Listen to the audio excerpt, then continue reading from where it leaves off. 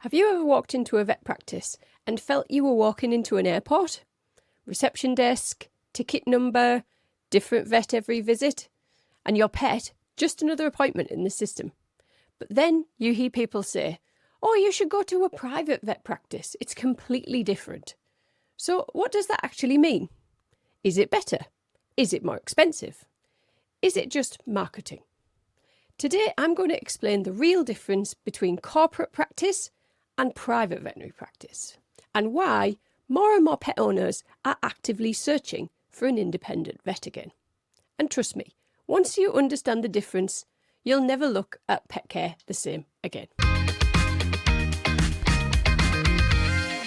Hi everybody, I'm Jenny and I'm a registered veterinary nurse, and together with DrVet we're passionate about helping pet owners understand how veterinary care really works. Because here's something that pet owners don't realise.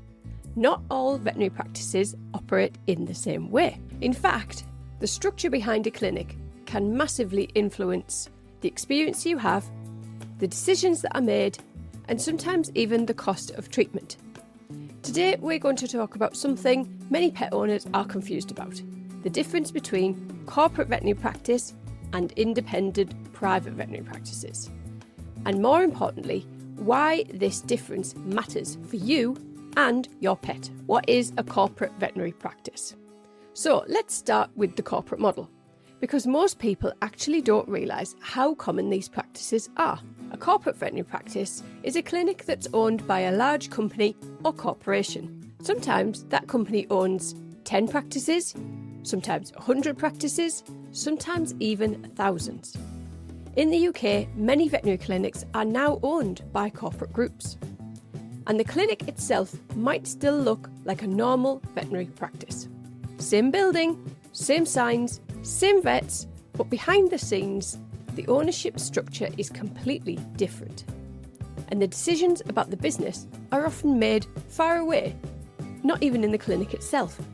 Sometimes even in a different country. Imagine this: your dog has an ear infection, and somewhere in an office building there's a spreadsheet. And the spreadsheet says, ear infections this month, 42. Now obviously, the vets and the nurses working in that clinic still care deeply about the animals.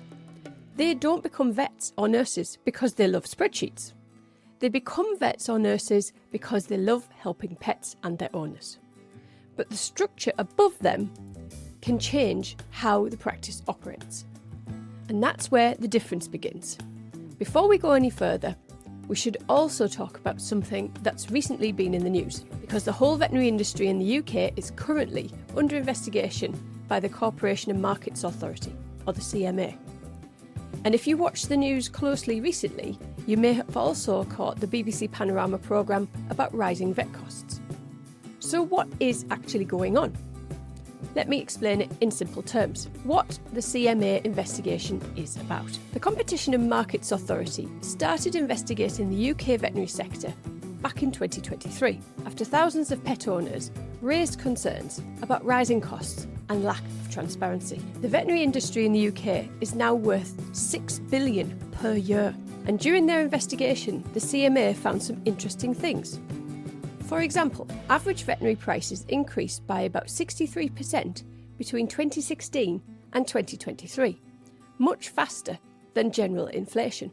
The investigation also highlighted around 60% of veterinary practices are now owned by large corporate groups, whereas in the past most clinics were independently run. That doesn't automatically mean corporate practices are bad, but the CMA said this shift has changed the structure of the market, and they were concerned about a few key things. The CMA identified several issues that could affect pet owners. One concern was lack of transparency about pricing. Many owners said they didn't know what treatment would cost until they were already in the consultation room. Another issue was that some owners were not aware that they could buy medications online using a written prescription. In some cases, medication bought directly from the clinic could cost significantly more than online pharmacies. The CMA also found that on average, large veterinary chains charged around 17% more than independent practices. Now again, that doesn't mean every corporate clinic is going to be expensive, but it was enough for the regulator to say the market needed better transparency and stronger competition. Because of this investigation, the CMA has proposed several major changes. For example, veterinary practices may have to publish clear price lists. Owners should receive written estimates for procedures over £500. Clinics must clearly state who owns the practice. Prescription writing fees may be capped at around £16, and a national price comparison system for vet practices may be introduced. The goal is to make pet owners have clear information and real choice. Around the same time, the BBC Panorama documentary looked into similar concerns. The programme spoke with pet owners who were surprised by large veterinary bills, and it also investigated how the veterinary practice has changed over the past decade. One of the main points highlighted in the programme was a rapid growth in corporate ownership in veterinary practice. Many practices that used to be independent have been bought by larger groups. And sometimes clients don't even realise that their local clinic is part of a national corporate chain. That's one of the reasons the CMA is recommending that veterinary practices clearly display their ownership structure. It's also very important to say something here. Veterinary medicine today is far more advanced than 20 years ago. Modern clinics have digital X-ray, ultrasound, CT scanners, advanced surgeries, specialists, and intensive care units. All of that technology improves animal care, but it also increases the cost for running the veterinary practice. So the goal is not to make veterinary medicine cheap. The goal is to make it transparent and fair. And this brings us back to the discussion that we're having today. Independent veterinary practices still play a very important role because they often offer continuity of care, personal relationships with the vets and nurses and the clients, flexibility in treatment plans, and a strong community connection. And for many pet owners, that personal connection is increasingly valuable. What is a private veterinary practice? A private veterinary practice is usually owned by a vet or a nurse or a small group of vets and nurses. And that means the people running the practice are the same people seeing the patients, making the decisions and building the relationships with clients. In other words, the clinic isn't just a workplace, it's their practice, their reputation, their community and their patients.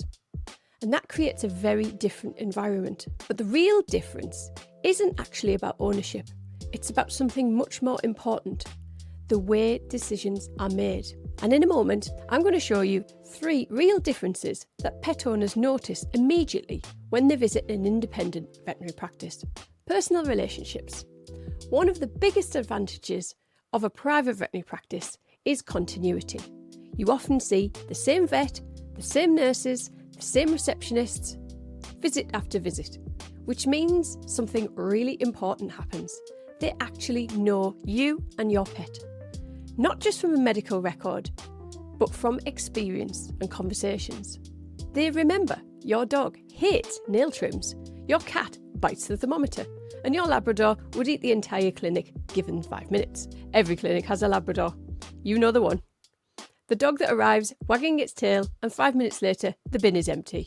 And somehow the dog has eaten 3 bandage rolls, a packet of biscuits and possibly the receptionist's half sandwich that she left. But jokes aside, when a team knows your pet personally, it makes a huge difference medically because they can spot subtle changes. Weight changes, behavioural changes, energy levels. And sometimes that familiarity allows them to detect disease earlier. Independent practices often have more flexibility in how they treat their patients. For example, if a treatment plan needs adjustment or if an owner has a financial issue, private practices can often help. Private practices often have the ability to adapt treatment, discuss options, or tailor plans for individual cases because the decision's being made inside the clinic, not somewhere higher up in a corporate structure.